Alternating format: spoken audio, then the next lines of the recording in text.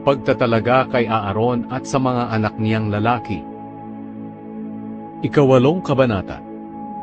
Sinabi ng Panginoon kay Moises, "Papuntahin mo si Aaron at ang mga anak niyang lalaki roon sa pintuan ng toldang tipanan, at tipunin mo ang lahat ng taga-Israel doon. Sabihin mo sa mga pari na dalhin nila ang kanilang mga damit pampari, ang langis na pamahid, ang toro na handog sa paglilinis, ang 2 lalaking tupa, at ang basket na may tinapay na walang pampaalsa." Sinunod ni Moises ang iniutos sa kanya ng Panginoon, at nagtipon ang mga taga-Israel sa may pintuan ng toldang tipanan. Sinabi sa kanila ni Moises na ang gagawin niya ay iniutos sa kanya ng Panginoon. Dinala niya sa gitna si Aaron at ang mga anak niyang lalaki, at sila'y pinaliguan. Ipinasuot niya kay Aaron ang damit bilang punong pari, ang damit panloob, ang sinturon, ang damit panlabas, at ang espesyal na damit, at binigkisang mabuti ng hinabing sinturon na maganda ang pagkakagawa. Ipinalagay din ni Moises ang isang lalagyan sa dibdib, at doon inilagay ang Urim at Thummim.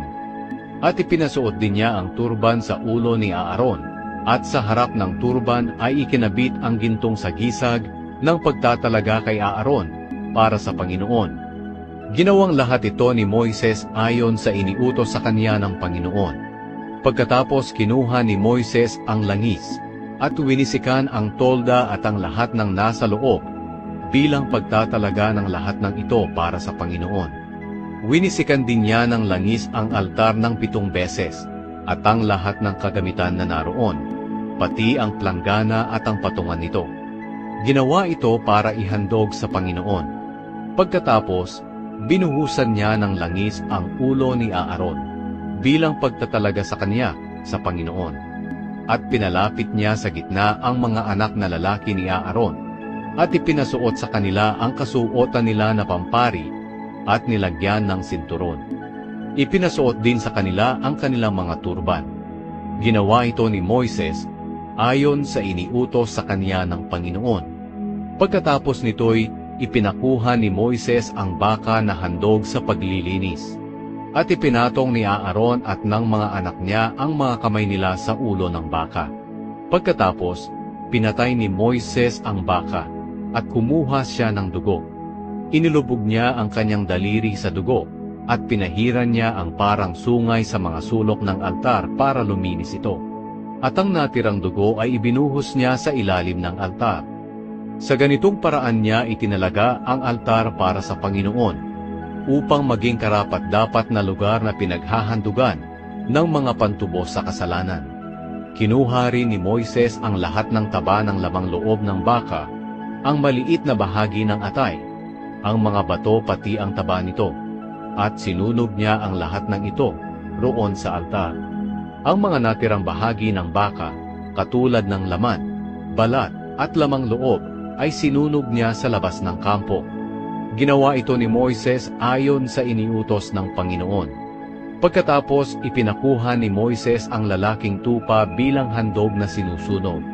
Ipinatong ni Aaron at ng mga anak niyang lalaki ang kanilang mga kamay sa ulo ng tupa. At pinatay ni Moises ang tupa, at iwinisik ang dugo sa paligid ng altar. Kinatay niya ang tupa at hinugasan ang mga lamang loob at paa. At saka sinunog lahat doon sa altar, pati na ang ulo at taba, bilang handog na sinusunog. Ang mabangong samyo ng handog na ito sa pamamagitan ng apoy ay makalulugod sa Panginoon. Ginawa ito ni Moises ayon sa utos sa kanya ng Panginoon. Ipinakuha rin ni Moises ang pangalawang lalaking tupa. Ito ang handog para sa pagtatalaga.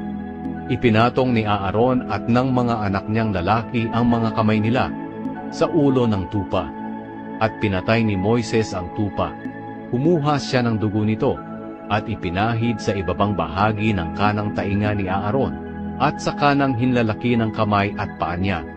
Pinapunta rin ni Moises sa gitna ang mga lalaking anak ni Aaron, at pinahiran din niya ng dugo sa ibabang bahagi ng kanang tainga nila, at ang kanang hinlalaki ng kanilang kamay at paa.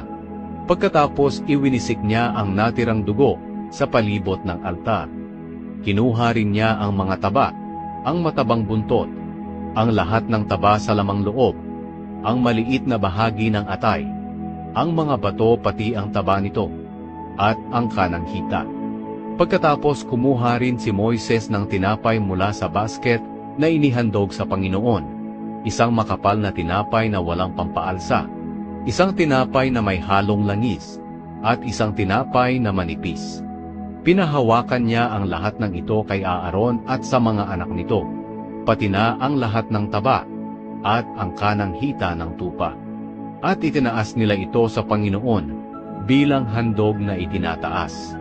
Pagkatapos, kinuha iyon ni Moises sa kanila at sinunog sa altar kasama ng handog na sinusunog. Iyon ang handog bilang pagtatalaga sa kanila. Ang mabangong samyo ng handog na ito sa pamamagitan ng apoy ay makalulugod sa Panginoon. Kinuha rin ni Moises ang pitso ng tupa at itinaas sa Panginoon bilang handog na itinataas. Ito ang bahagi niya sa tupang handog ng pagtatalaga. Ang lahat ng ito'y ginawa ni Moises ayon sa iniutos sa kanya ng Panginoon. Pagkatapos, kumuha si Moises ng banal na langis at ng dugo roon sa altar, at winisikan niya si Aaron at ang mga anak niya, pati na ang kanilang mga damit. Sa ganitong paraan niya sila inihandog, pati ang kanilang mga damit sa Panginoon.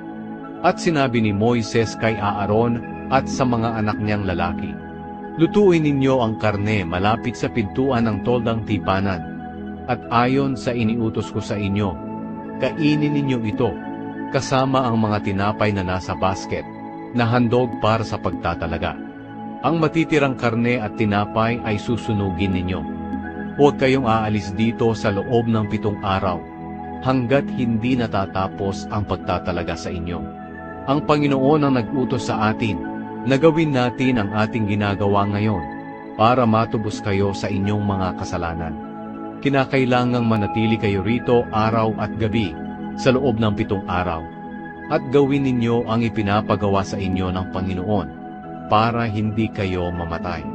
Dahil ito ang iniutos sa akin ng Panginoon na dapat ninyong gawin." Kaya sinunod ni Aaron at ng mga anak niya ang lahat ng iniutos ng Panginoon sa pamamagitan ni Moises.